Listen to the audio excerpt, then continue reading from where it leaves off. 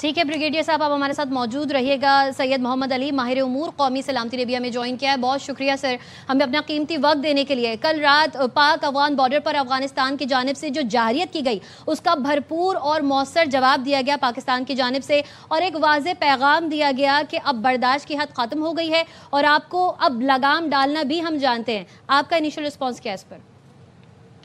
سمجھتا ہوں کہ اس کے جو 3 اہم پہلوؤں میں آپ کے سامنے رکھوں گا۔ پہلی بات تو یہ ہے کہ 45 سال میں پاکستان نے جتنا زیادہ اپنے دل اور اپنے گھروں کو کھول کے افغان بھائیوں کو پناہ دی،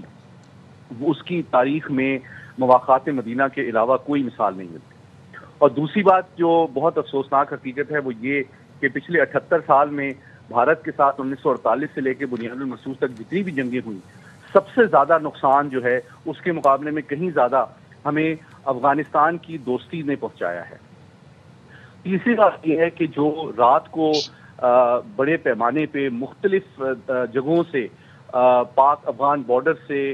جو دہشت گردوں کی تشکیلیں افغان طالبان کی سرپرستی اور مدد اور سہولت کاری اور فائر سپورٹ کے ذریعے سے کی گئی، ایک ایسے ٹائم پہ جبکہ ان کے عبوری وزیر خارجہ بھارت کے دورے پہ ہیں، یہ بات واضح اور ثابت کر دیتا ہے کہ افغانستان جو ہے پاکستان، چین اور دیگر ہمسایہ ممالک کے ساتھ امن، ترقی، خوشحالی کے سفر میں شریک ہونے کے بجائے بھارت کے جو نفرت آمیز اور اس خطے کو غیر مستحکم کرنے کے ایجنڈے میں سہولت کار اور ایک انڈین پراکسی کے رول کو زیادہ ترجیح دیتا ہے، جو کہ ایک بڑے افسوسناک بات ہے۔ اور تیسری بات یہ ہے کہ مجھے ہمدردی اور افسوس اپنے افغان بہن بھائیوں سے بھی ہے کہ ان کی حکومت جو ہے بجائے کہ ان کی ترقی، خوشحالی، سلامتی اور مسائل میں کمی کی بجائے اپنی توانائی اور اپنا جو اختیار ہے وہ استعمال کر رہی ہے اپنی سرحدوں کو دہشت گرد تنظیموں کی آبیاری اور سرپرستی کے لیے، اور ایک ذمہ دار ریاست کے طور پہ اس علاقے میں جو کنیکٹیوٹی، ترقی، خوشحالی کا سفر شروع ہو رہا ہے، اور پاکستان اور چین نے جو آفر بھی کی ان کو کہ سی پیک کے ذریعے سے اس کو ایکسٹینڈ کر کے افغانستان میں لایا جائے تاکہ اس کے ثمرات سے عام افغان شہری بھی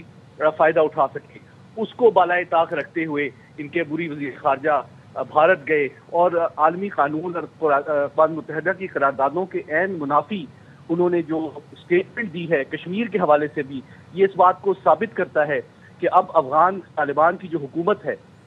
وہ ایک ذمہ دار اور پرامن ریاست کے بجائے بھارت کی ایک طفیلی حلیف اور پراکسی بننے کو ترجیح دیتی ہے، اور امن اور دوستی اور سلامتی اور ترقی اور خوشحالی کے بجائے دہشت گردی اور عدم استحکام کی سوچ اور پالیسی پر امر پیرا ہے۔ تو میں یہ سمجھتا ہوں کہ پاکستان کے لیے 4 سال کے صبر و ضبط اور اعلیٰ ترین سطح پہ سفارتی کوششوں اور ثبوتوں کو پیش کرنے کے بعد اب ہمارا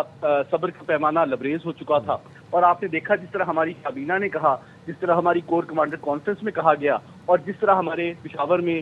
D G I S P R نے اعلان کیا کہ انف از انف، اب ہمیں یقین ہو چکا ہے کہ ٹی ٹی پی ہو یا افغان طالبان، یہ ایک ہی حقیقت کے دو رخ، دو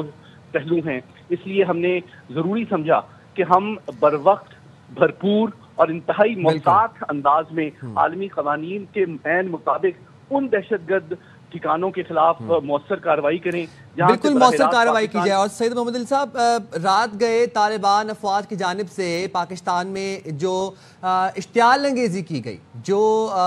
بلا اشتعال فائرنگ کی گئی، اس کا پاکستان نے مؤثر جواب دیا اور ان دہشت گردی کے اڈوں کو، ٹھکانوں کو نشانہ بنایا جو کہ پاکستان میں براہ راست دہشت گردی میں ملوث تھے۔ ان فیوچر کیا حکمت عملی اپنانی چاہیے کہ آئندہ افغان سرزمین دہشت گردی کے لیے استعمال نہ ہو اور پاکستان میں افغانستان سرزمین سے دہشت گردی نہ ہو؟ 4 پہلو ہیں۔ پہلی بات تو یہ کہ یہ واضح کرنا ضروری ہے کہ ہمارے معصوم پرامن جو افغان بھائی اور شہری ہیں اس کے خلاف کوئی ہمارا ایجنڈا یا مقصد نہیں ہے۔ ہم یہ جو کارروائی کر رہے ہیں یہ عالمی قوانین کے عین مطابق رائٹ آف سیلف ڈیفنس کو استعمال کرتے ہوئے ان ٹھکانوں اور بیسز کے خلاف کر رہے ہیں جہاں سے براہ راست پاکستان کے خلاف دہشت گرد تنظیمیں منظم ہوتی ہیں، تشکیل کی جاتی ہے، ان کو رسد دی جاتی ہے، ان کو ٹریننگ دی جاتی ہے، یا ہتھیار بھارتی سپورٹ سے پرووائڈ کیے جاتے ہیں۔ ہاں، عام افغان شہری ہمارا بھائی ہے۔ دوسری بات یہ کہ اس کا مقصد کوئی افغانستان کے خلاف جنگجو مہم نہیں ہے، بلکہ صرف اس دہشت گرد تنظیموں اور ان کے ٹھکانوں اور صلاحیت کا خاتمہ ہے جو پاکستان اور افغان پرامن عوام کے مشترکہ دشمن ہیں۔ تو میں تو اپیل کرتا ہوں ہر باشعور پرامن افغان بھائی سے بھی کہ وہ اس دہشت گردی کی جنگ میں، جو کہ ان کی سرحدوں کے اندر سے ان کے ترقی، خوشحالی اور